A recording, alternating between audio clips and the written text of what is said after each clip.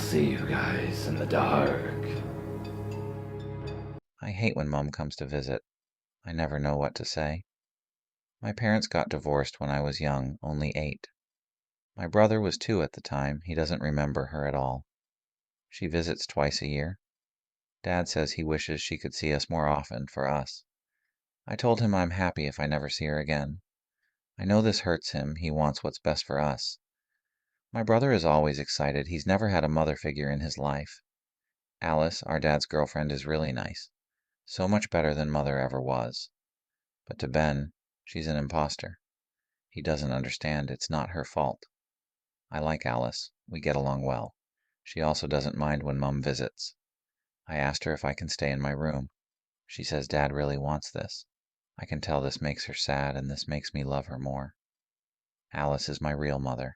I sit at the dining table, my legs dangling from the chair, kicking back and forth anxiously. And there she is, Mother. How's school? She asks. I turn away. Really good, Ben says. I've just started high school. Wow, that sounds like fun. You're 11 now, is that right? Ben nods excitedly. Yeah, I've met Steve and Tim and Charlie. They're really fun. Robert from junior school is in my class. I like him. That's wonderful. What about you, Ellie? I stare at Alice, pleading with her to get this woman out of my house. Ellie, talk to your mother, she says. Fine. I started college last week. It's okay. Alice cocks her head, leaning forward for me to elaborate. I sigh. I've only been there a couple of days. Classes seem okay. Dunno. Whatever. Mother musters a smile. I love you. You know that, right? She asks. I'm silent.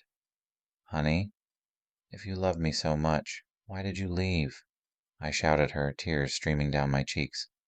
I'm so sorry, Alice says. Ellie, my father demands. I'm going to my room, I say, and run upstairs.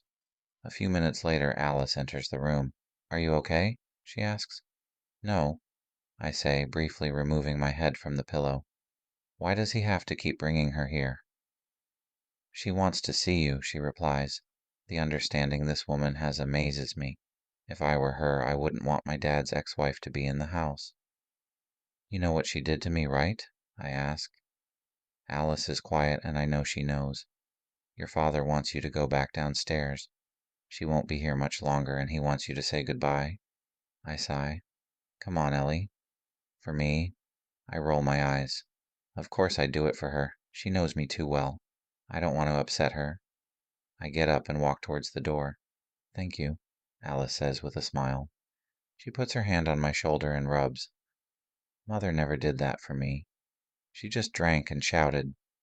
I'm here. I entered the dining room as Dad is talking to Mother. Thank you, honey. We're going to say goodbye now. Bye, Mum, I say sarcastically. Alice continues to rub my back. I know who my real mother is. We all watch as Mum fades away. Dad blows out the candles and puts them away for Christmas.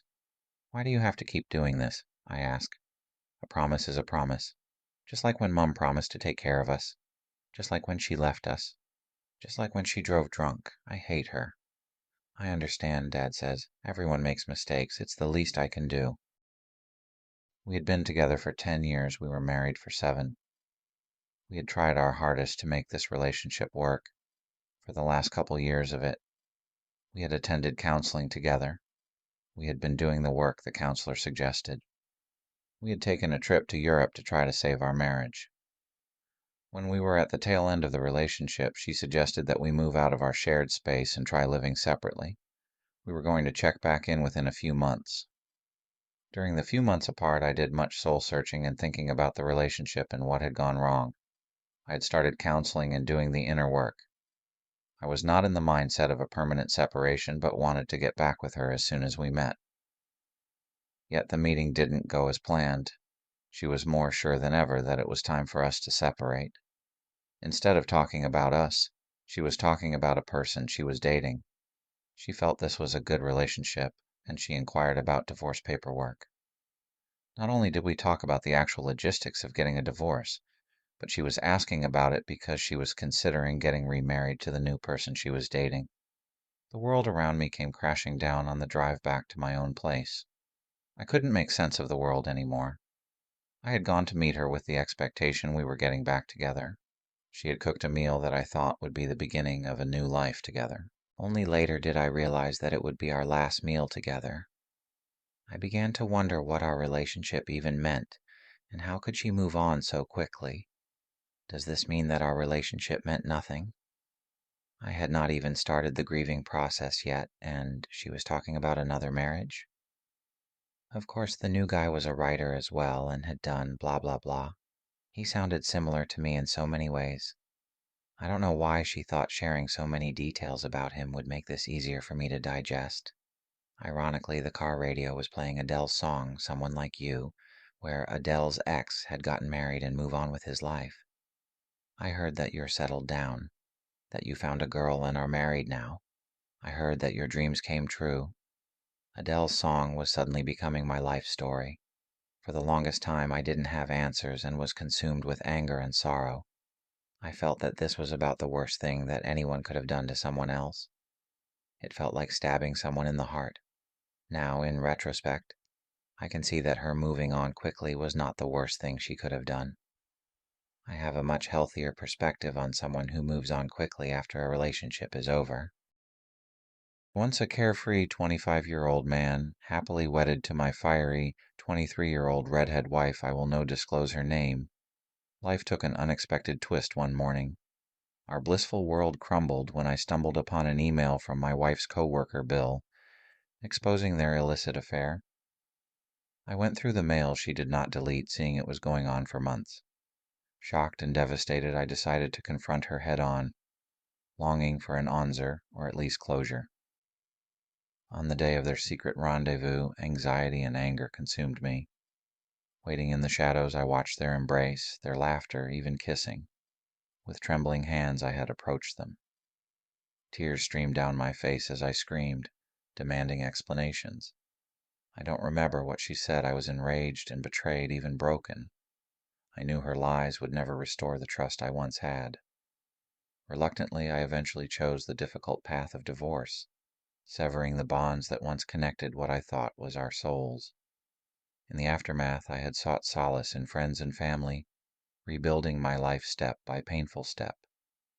Forced to confront the waves of regret and anger that washed over me daily, eventually I emerged stronger, wiser. The fire within me rekindled. I took many months, but as time passed, the scars of the past softened, leaving behind the lessons learned. Ultimately, I don't know if I can love again just yet. Maybe one day I will. But because of her, I am not sure just how long that will take. When I practiced family law, I often worked with a woman who ran a battered women's shelter. She would attend court to give moral and practical support to some of our clients. There's a lot of waiting around in family court in the UK, and so I got to hear a lot of her own story. Her husband had apparently been a nightmare of a man. She did always say, though, that she often gave as good as she got. One day, after she'd had another drunken payday beating, she waited until he was unconscious on the sofa and stole all the money so she could leave him. Before she left, she stripped the mattress sheet off their bed. She took a full-length mirror, laid it down his side of the bed, and replaced the sheet. Then she took a hammer, smashed the mirror to pieces, and straightened the sheets again so it wouldn't be visible to her piss-drunk husband when he finally fell onto what was now a bed of broken glass covered by a thin cotton sheet. If you enjoyed this video, please subscribe, like, and hit the bell for notifications on future videos, and become a stalker of the night. And I'll see you next time.